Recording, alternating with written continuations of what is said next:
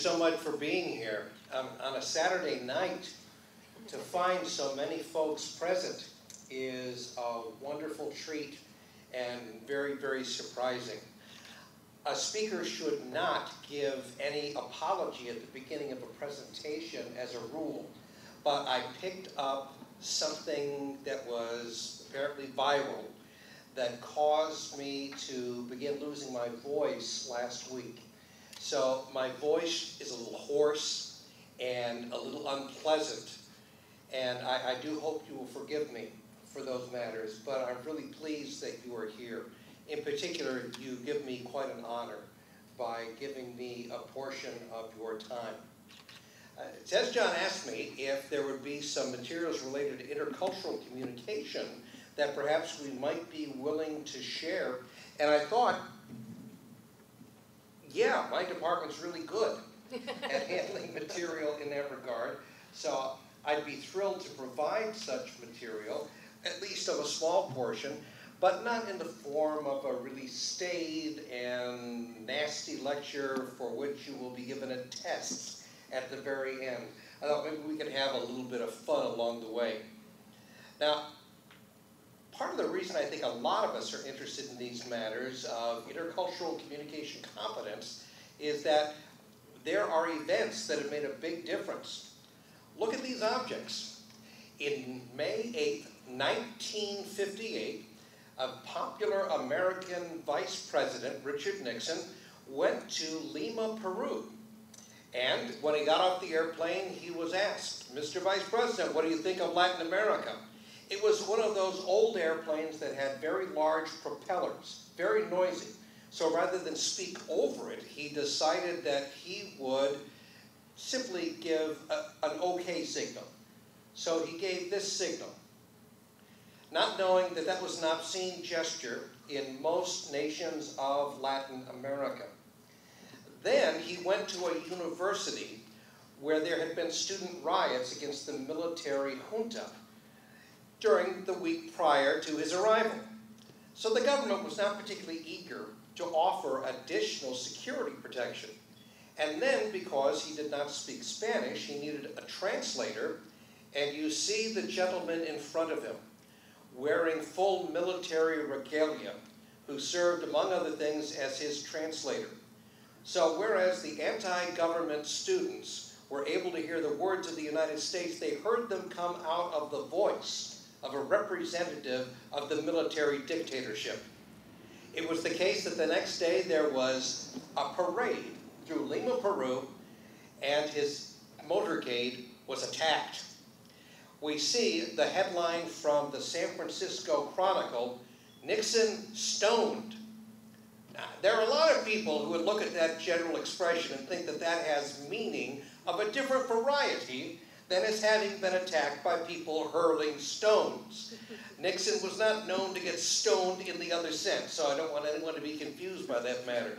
But he did respond to the mob attack by saying that everyone there simply had been communists, and that's why they had engaged in that activity. Well, there probably were some communists involved in that activity against him. But what had really happened is that no one in the White House had bothered to prepare him for the intercultural communication differences he would find in Latin America. The Office of Protocol in the White House was not made available to him. Since this visit, every dignitary in a position of authority in the United States is briefed by the State Department Office of Protocol to make sure that the same sorts of mistakes are not made and that an inadvertent obscene gesture is not made against an entire group of people. I think for many of us, that was, in my youth, a rather dramatic encounter of what can happen if you don't pay attention to nonverbal cues in communication when we're dealing across national boundaries. And even within national boundaries, we can have considerable difficulty that we have to face as well. As we approach this kind of discussion, I asked if I have any thoughts that might be of some interest. And there are some materials of value, I believe, based on materials that have been derived from some solid research. And with your permission, I'd like to share that kind of information with you so that the little bit of time that we spend together you might think is something that may prove of a little bit of value. First thing we might discuss is that basic point, what's intercultural communication competence? I'm sure that when you looked at the flyer that had been distributed, the topic of tonight's presentation did not strike you as the most interesting of subjects. It's vital, everybody knows that, but we communicate all the time.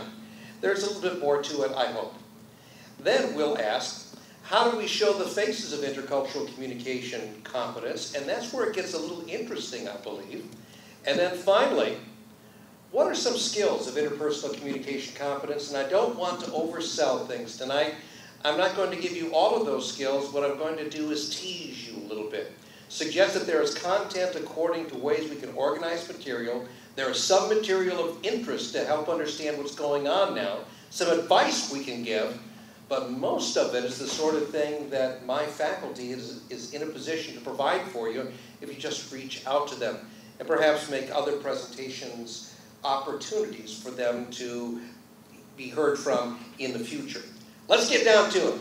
What is intercultural communicator competence? Well, when you really take a look at definitions, and there are many definitions out there, everybody agrees with very simple approaches. That is, that it's the ability that we need one way or another so that we are able to perform effectively and appropriately when interacting with others who are linguistically and culturally different. That's a mouthful. What does it really boil down to? It means if we're dealing with people who do not speak the language that we learned first, we have to learn enough about them so that we can speak competently, so that we can get the words out. And it also means that we have to make sure that we do it in such a way that it's effective. So it's not enough to try. We have to make sure that we have all of the right moves. Now, what does that really mean?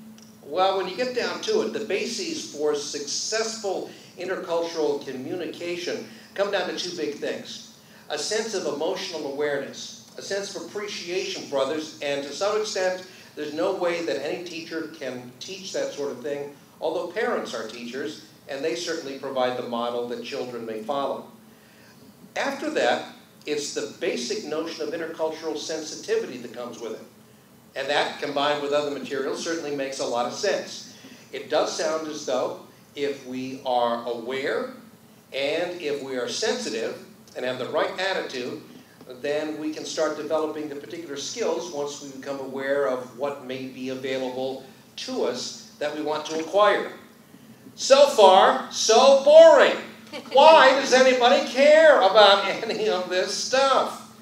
Well, let me share with you some things you may not have known. The United States Army Research Institute has a major operation teaching intercultural communicator competence. And they are not doing so because they want to make the world a better place for peace. They are doing so because they want to make sure that they are making the world safe. And then peace becomes possible. They, in short, are very explicit about trying to improve unit performance by training people in intercultural communicator competence. So when there are forces in Afghanistan, one must provide instruction to make sure that they can speak the local languages and so that they can say the right thing without causing offense. It takes a little more doing than simply learning a language. In addition, what you may not know is that McDonald's, of all great corporations, happens to have 10 international training centers in 5 countries teaching individuals how to engage in intercultural communicator competence. Not how to make the hamburgers, but how to engage in intercultural communicator competence. They spend a lot of money so that their managers are in a position to work with international audiences without creating more difficulties. Motorola University, where for a number of years I taught statistical quality control, happens to be a group that hires a number of people, including one of my own faculty members, to provide specific instruction so that those folks can go to other countries than the United States and then be in a position to manage potential employees. Now, it works the other way. The Chinese engineers come to Motorola University and are given instruction about how to deal with other aspects of Motorola and other parts of the world. The Rover Group, that's Range Rover, you know, the big operation in Great Britain, spends an equal amount of money to Motorola, trying to provide the same kind of instruction. Now, why do I mention these? Because when you put them all together, we are talking in the neighborhood of $20 billion a year currently being spent on intercultural communicator competence instruction. And it's not being done because people simply believe it's a good thing to do, although that fits my belief. But they are doing it because it can affect business and it can affect the effectiveness of national security efforts. So this sort of thing is of great importance for reasons that go beyond what travelers may think of alone. Now, when we look at the faces of intercultural communication competence, there really are three faces that have been dominant. The first one of those falls into the category of, as you can see on this one, language proficiency. And that simply means the ability to develop conversance with a particular language that's dominant within a particular group. It includes not only the formal language, but as well the informal language or the slang that happens to be used. Then there's regional experience. By experience, we don't mean an individual traveling firsthand to a particular region. A person can read about what it is like in a given region, and that forms a type of experience as well. So think of it in the broad sense as experience from others as well as experience from ourselves. And then finally, cross-cultural competence. And those are the specific skills that identify customs that have to be identified and dealt with, and matters related to adaptations of appropriate things to be said and when not to say anything at all. Oh, we can run into great difficulty. A dear friend of mine happened to be from Germany. She came to this country and was trying to learn English at the same time that she was learning informal English at places where she worked. One place where she worked happened to be a pharmacy. And when druggists would take returns that had to be given back to the pharmacist representatives, the pharmaceutical companies, they would put it in a drawer, she told me, and they simply would call all the things in there goodies. Sure enough, she told me on one occasion, without thinking and knowing that there was anything wrong with her language, she said, as one of the representatives of a pharmaceutical company was ready to leave and had failed to pick up the returns, "Oh, Harold, you forgot to check the goodies in my drawers." Unfortunately, she did not know that in American slang, she had caused herself considerable embarrassment. She stood there in front of a customer who turned red out of embarrassment, and the other pharmacists knelt behind the counter so that they could not be seen. She had assumed that since she had learned formal English, that the informal slang had not been something that she had to worry quite as much about. She got a contrary lesson. Now, of course, what we hope is that the circles that we have drawn as being very separate over time would converge. And if they do, then we have a level of effective intercultural communicator competence that we would expect to pay great, great benefits. Now, we put it all together. Let's start with language proficiency. Last December, there appeared on Broadway a new show written by David Wong. He's the fellow who won the Tony a few years back for writing a play called M. Butterfly. They made a movie out of it. Perhaps you had a chance to see it. He's a wonderful playwright. This one is called Chinglish. It is about business being transacted between Euro-Americans from the United States and Chinese nationals in China. Chinglish is a combination of English and Chinese, and the play has some interesting suggestions about the use of language. We figure words simply can be translated directly, but of course, I think everybody in this audience knows how complicated that can be. Let's see if maybe there is a little bit that we might be able to apply, or at least think about on this one.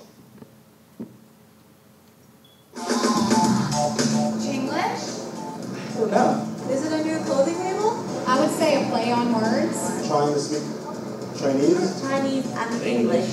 The siren lies. The woman lies. The sound betrays. There is no fire. False alarm. Penetration will be dealt with painfully. It has to do with sex, isn't it? I don't know if I should answer that one. Something related to a tunnel and transportation. No entering. At all costs. Danger, don't enter. Oh, trespassers will be prosecuted? Yes! Be mindful of the juicy surfaces. Something to do with cleaning, like a tabletop wasn't cleaned. Watch your step, you may fall. Wear protection. Slippery when wet? Yes! The fowl cannot eat.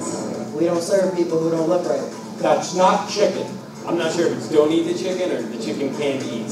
The early bird gets the... Do not feed the birds. We will not subjugate to the naked, not having any clothes on. I don't even know what subjugate means. Keep your clothes on. No shirt, no shoes, no service.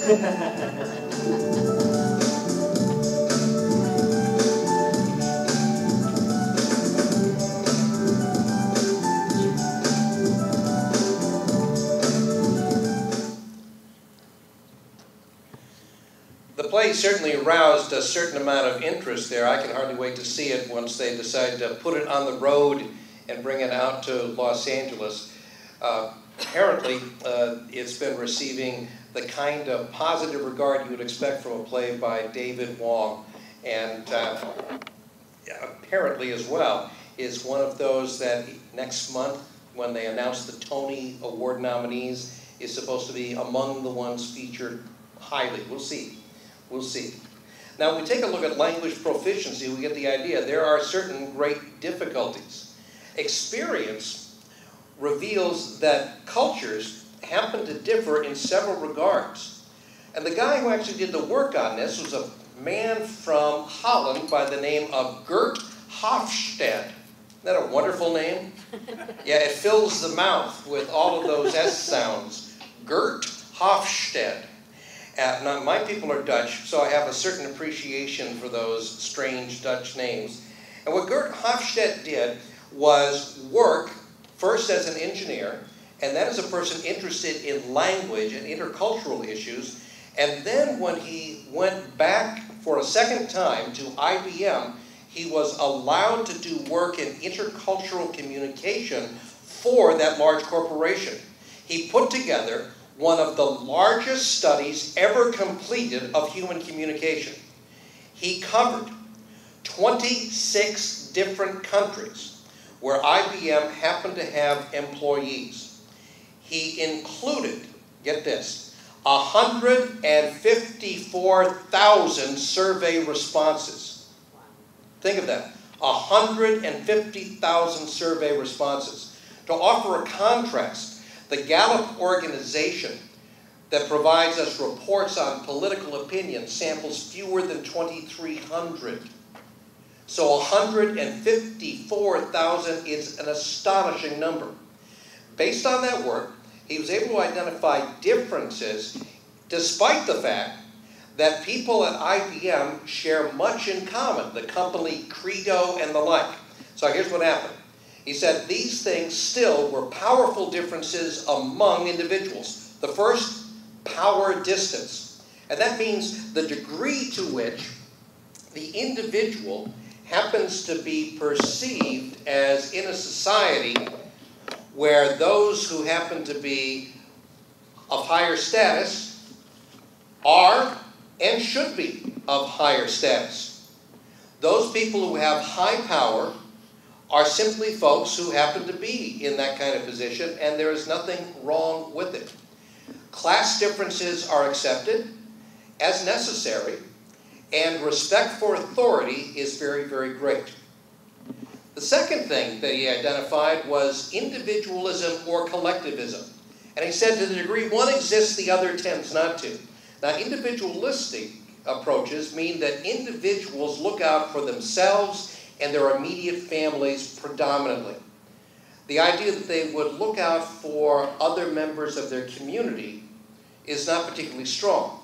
In contrast, we have people who are collectivists. And instead of being concerned with I and my family, they tend to be concerned with we and us working as part of a larger grouping. They're concerned with the family as well. Everyone is, of course. But we're talking about a matter of degree here. And individualism means we are focusing predominantly on the individual. The third degree, or area of difference, was masculinity and femininity. Now, it had nothing really to do with whether people were masculine or feminine. Hofstede simply needed a label, so this is what he came up with. So he stereotyped. Men are to be people willing to go out into combat and fight for what must be acquired. Women, on the other hand, are viewed as nurturers. So that was the stereotype that he came up with. Applied to a culture, when we have a society that is very masculine, it is a society where there is competition for achievement that is valued above other elements. On the other hand, concern for caring for others would be considered typical of a femininely oriented culture. So you get the idea, it's not really masculinity and femininity. It's simply a label that he used as a matter of convenience. Are we self or other oriented? That's really the big issue. The next one was uncertainty avoidance. And what Gert Hofstede suggested is that individuals who happen to be uncertain about the future, and everybody is, tend to respond in different ways. Some respond by trying to get some control over the uncertainty of the future, and they do so by making an effort to get information that minimizes that uncertainty. On the other hand, there are others who simply live with a certain amount of uncertainty. Several ways that people are able to reduce uncertainty is by the use of rituals, relying on strong institutions, and expecting that such forces as police forces, governments, and schools will provide a regulatory function as well. Now, the last one Hofstede came up with, and his research is still underway, not by him, but by his associates, long-term or short-term orientation. And his original work did not really get into the subject matter much. And that is whether societies tend to be looking out for the short-term results or whether they look out for the long-term. Do we look out for the next quarter, or do we look out for the next quarter century when deciding how to make our decisions? Well, those are the basic approaches they dealt with. Wouldn't you like to know how some countries may fit into the system? Well, there are a few countries that I would like us to think about tonight in the little bit of time that we have available. One of them, not surprisingly, oh, by the way, I want to add a reservation or two, if that's okay with you. Okay, just in passing. What we're talking about here consists of averages. What goes on in the average in a country doesn't apply to every individual, okay? Yeah, so we're talking about research findings, but we're not talking about every single person. And the second thing is, there are incredible exceptions to any one of these patterns. And the exceptions are so noteworthy that the amount of diversity that we can see within a culture is astounding. All right. What's the first country, do you suppose, that might be of interest to this crowd? I was very interested in Turkey. I got the chance to visit Turkey last October and November and was thrilled by the experience. It was life-changing. Now, what we have here is a simple set of bar charts. And when you take a look at the bars, they simply identify the responses that happen to be existent based on that enormous study, 154,000, that describe what's going on in Turkey. By the way, this research continues to be something that needs to be updated. So things are changing, and I don't think I've seen a country or read about a country that has undergone more changes rapidly as Turkey has. So I would imagine these sorts of things need to be revised a little bit. The very first of these elements that we happen to see falls into the category of, do you see it? If you know what it is, we're going to use these labels repeatedly. Power distance. Yeah. And what we see here is that the power distance tends to be a very high level. So we're looking at 66 as the score. Now, the power level simply means there's a high level of concern and respect for people of different status, and a sense that there really are differences among groups of people based upon that kind of difference. On the other hand, you'll notice that there was a considerable drop when we got to the second one, which is individuality. Now remember, the lower the score gets there, the more we get a high score in collectivism. So the concern is here, is the individual concerned with the self, I, or concerned with us, we, as predominantly members of groups of people who work together. And what we see here is that the we winds up being important but noteworthy, that we still are dealing with a fairly high score. 37 is considered to be a fairly high score on this one. So what that really means is that folks from Turkey tend to be, as a group, individuals who are concerned, certainly with the self individually, but they are as well concerned for the next person. And that sort of thing means that they are open to dealing with concerns for the next person and the community in which they involve more than some others. When you see what the United States is, it will, well, probably won't surprise you, but it won't make you feel good necessarily either. It'll reinforce a stereotype. When we deal with masculinity, you notice the masculinity is 45. Now, that doesn't mean that the people in Turkey and the men are only moderately masculine. Doesn't mean that at all. What it means is that they tend to be moderately aggressive in trying to pursue goals and achieve much. On the other hand, they don't ignore others. So there is a concern for nurturing others and making sure others have a fair break that is not always seen in some other cultures. And then what do you see with the last one? Uncertainty. We see a very high desire to have a reduction of uncertainty. So in other words, we don't deal with a lot of uncertainty, and that must have been very difficult because change has been remarkable. Now, what is the result of great change? People seek ways to reduce the amount of uncertainty they experience, and sometimes political parties emerge that are designed to give rather simple answers to complicated problems. And those usually are an index of groups of people trying to reduce their uncertainty. Okay, that's Turkey. I bet you knew everything that was there. Greece. Why do I mention Greece? Well, Turkey is eager to get into the European Economic Community. And who's holding things up? Well, there is concern for Greece. Yeah, there is concern for Greece. There is great hostility that also has been coming from two other countries, and those countries are France and Austria. And those countries tend to have some patterns that if we identify them quickly might be of interest to us. Perhaps someone knows a diplomat or two who has to work through the negotiations that are underway. Next year is the year when there is supposed to be the next round of serious decision-making undertaken on that subject. As a result, we would expect that the negotiations going on now informally would make a difference. Now, the concern with Greece is the concern that we happen to have conflict over Cyprus. And there's a great desire to work through that conflict and come up with some agreement. Now, what is the basic difficulty? If you look at the arrangements we have here, they look a great deal like Turkey's.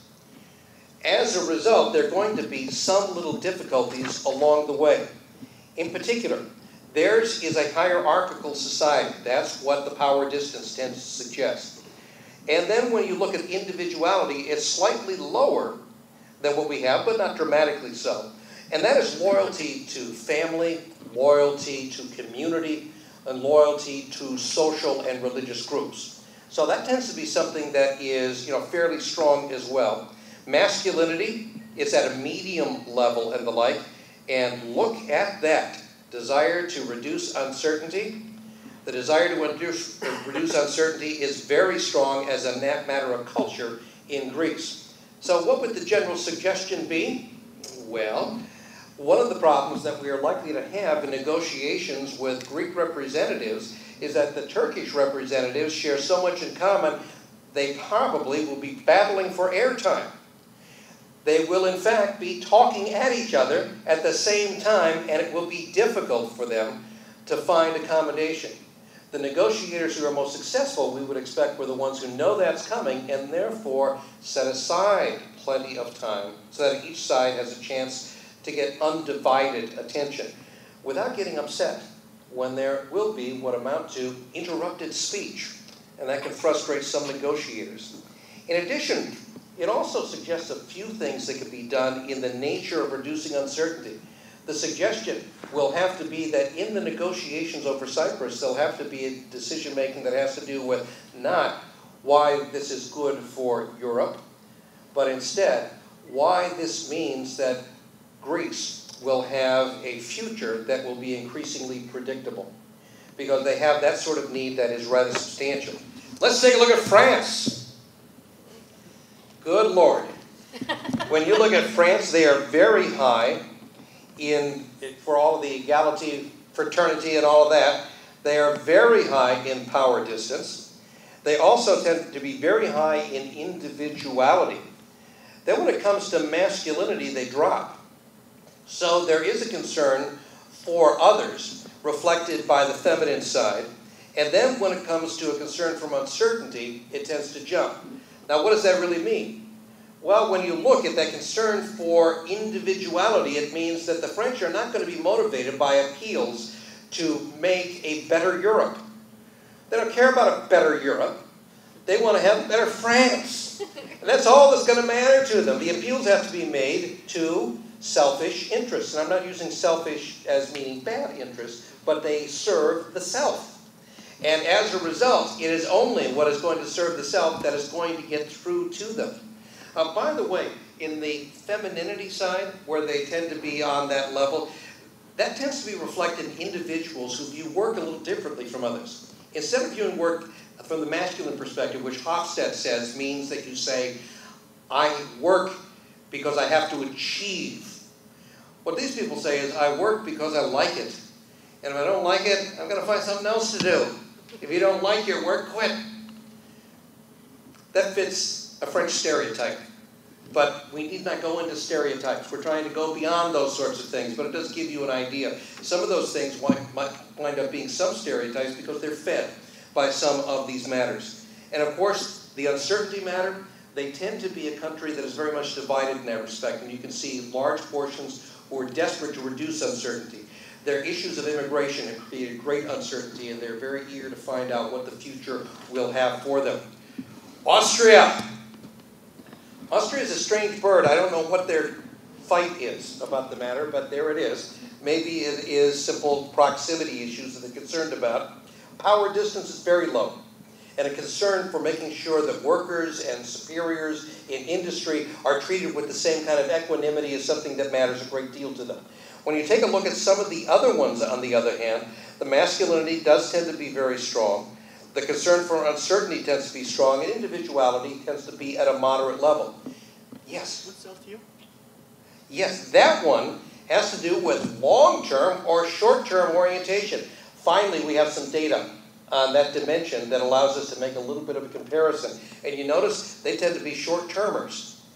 Very interesting the way that they tend to organize it that way. So we would suspect that what would matter most to them is focusing on results.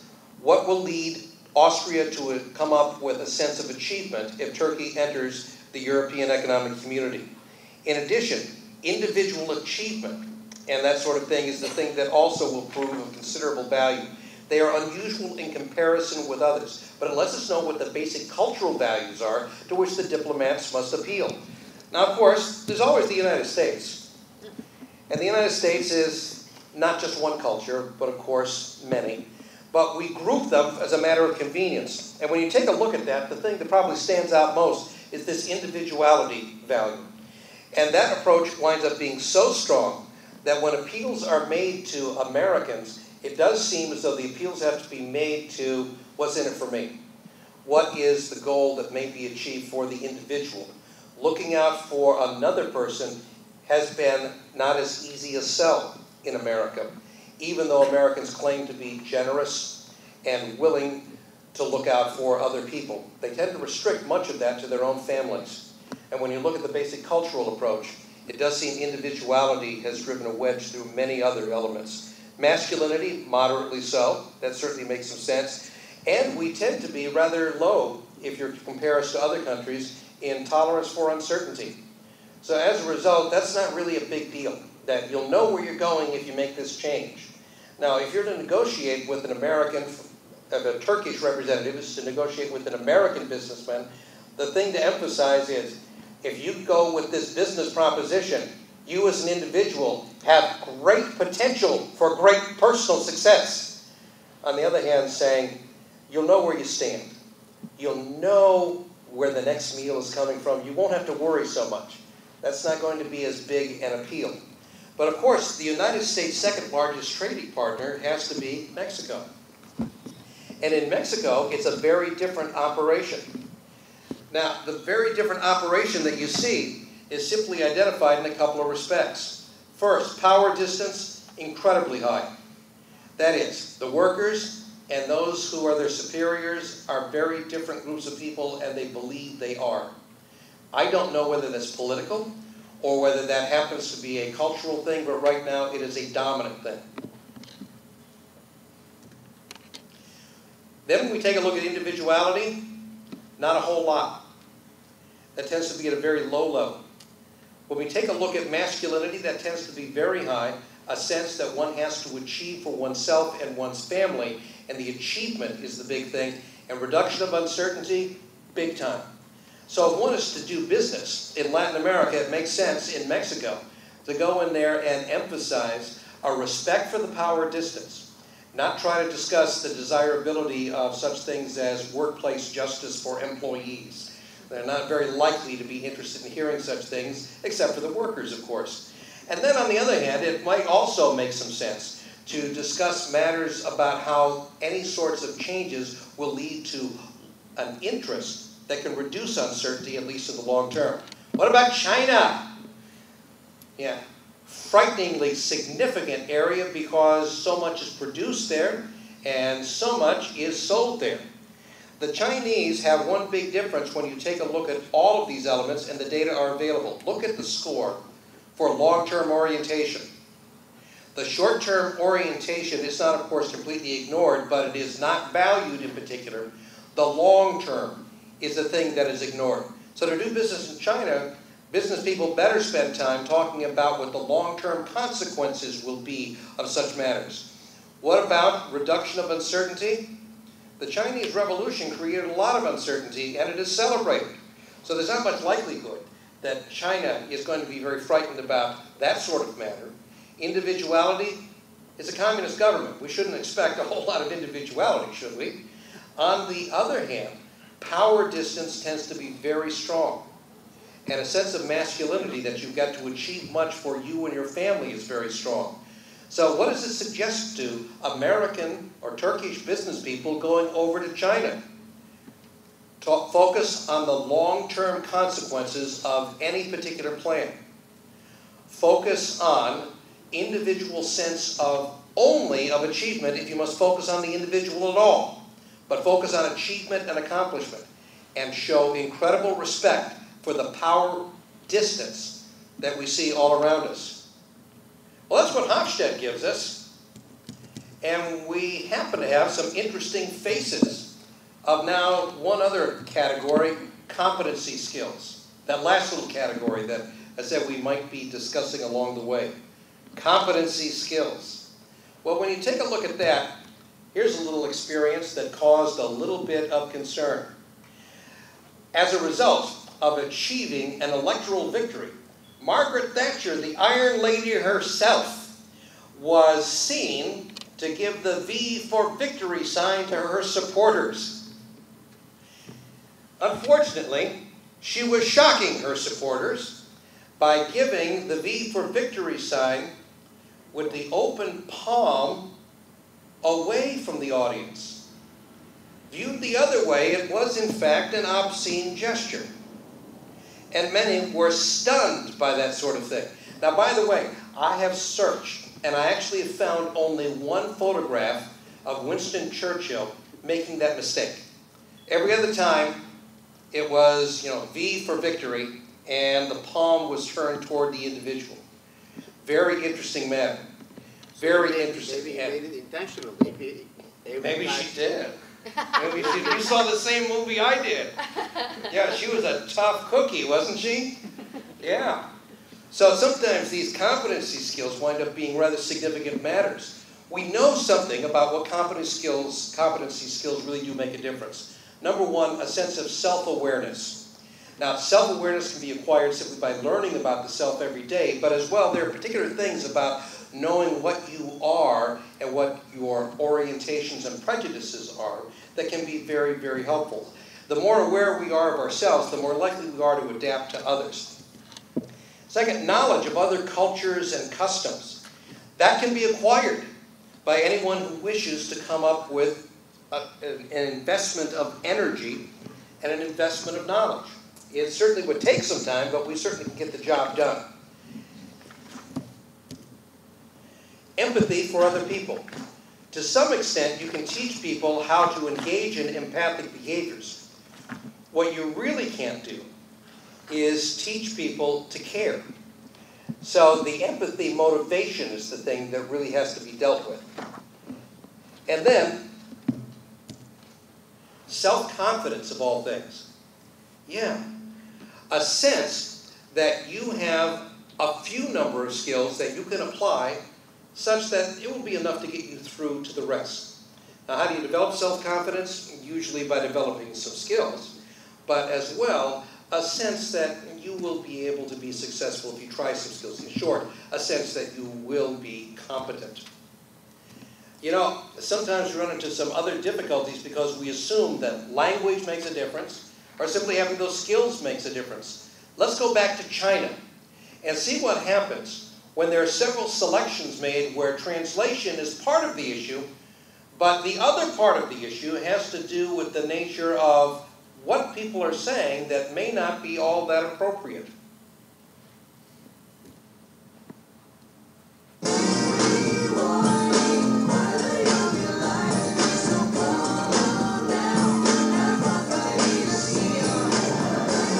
What does this one mean? Believe it or not, Chief Financial Officer. Likely the result of a bad computer translation program. Chicago. Chicago? No, we're based in... Oh, your firm is based in Cleveland, but you've done business in... Chicago! Chicago! 私家都有他出力招牌，那他当然来自不著名的小村庄。我的老家也是不出名的小村庄。Minister said... 不好意思。The minister was also born in a small farming village. Cleveland isn't exactly a farming. Though I suppose it was at one time.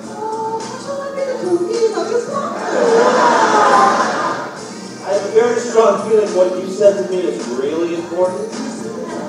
So please repeat in English. Such repeat. You believe it. Time. Your deal has plenty. No. Time is a symbol. Disassemble. 起码英语听得懂吧 Disassembling? He's lying? Yes, but cannot tell who's the teacher. Who's the teacher? Just learning English. The teacher. Teacher Peter. Use at your own risk.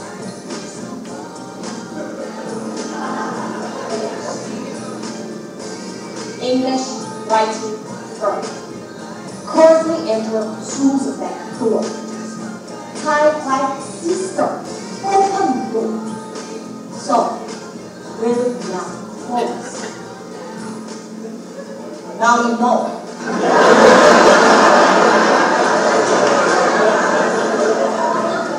Can you repeat that? I recently assumed control of Ohio signage and now direct all its operations. 现在俄亥俄州招牌设计公司由卡罗诺先生控制。I am sorry, direct what? All our operations? Thank you. 他也是个外科医生。不，卡罗诺先生不是医生，对不起，他是个备受敬重的商人。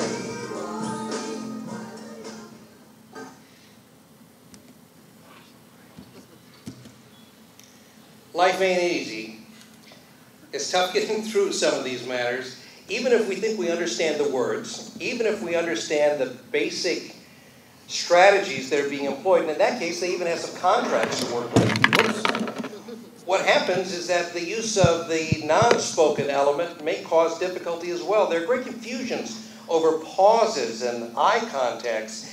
In the Americas, as well as in Arab countries, for instance, pauses that are very long between words are usually viewed with a little discomfort, as if the conversation is failing. So individuals feel obliged to fill in words along the way. On the other hand, in Japan, is the case that we can find that there's a contradictory sense associated with the pauses. Enduring silence is perceived as perfectly comfortable and not anything that represents a failure in conversation. It is, as a matter of fact, the case that many Americans in particular engage in faux pas when they find that they are filling in conversational pauses when they're the only ones who need or feel a need to do so. As a result, Americans have a reputation as being people who are inappropriately verbose, constantly sticking their noses into subjects where they have nothing valuable to share, and otherwise just generally irritating people because they don't know how to deal with pauses in different cultures. In many cultures, avoiding eye contact is a sign of respect. We ran into considerable difficulty when Peace Corps volunteers from the United States were not given training when that program first began. And they went to many parts of the world and they insisted when they taught English to students that the students look them in the eye. And they found that their parents had told their students, and as a matter of culture, that looking the teacher in the eye was suggesting that you thought you were as good as the teacher. And a sign of respect was to look down ever so slightly. That caused great difficulty because the teachers came across as people who appeared to have no self-respect, when in fact, it was simply they didn't know how to handle some of these matters. Unbroken eye contact, as a matter of fact, is viewed in some parts of the world as a sign of aggression and can cause exactly the opposite of interest, an indication that you are not interested in talking at all, but getting into the rest of the business. Gesture is an area that causes considerable difficulty in Turkey and Venezuela. It's an offensive gesture, of course, to use the OK signal, and because now we've said such, I won't symbolize it for you. But in most continental European countries, when the sign is placed over the nose, the OK signal means that somebody is drunk and is being identified as such. In some other places, when one is given the OK sign, it's meant that we're saying that person is of no value because we've formed a zero. And that person is obviously a zero and doesn't deserve to be given any kind of respect. We run into considerable difficulty on that one. A considerable difficulty. And of course, in customs, the mind boggles.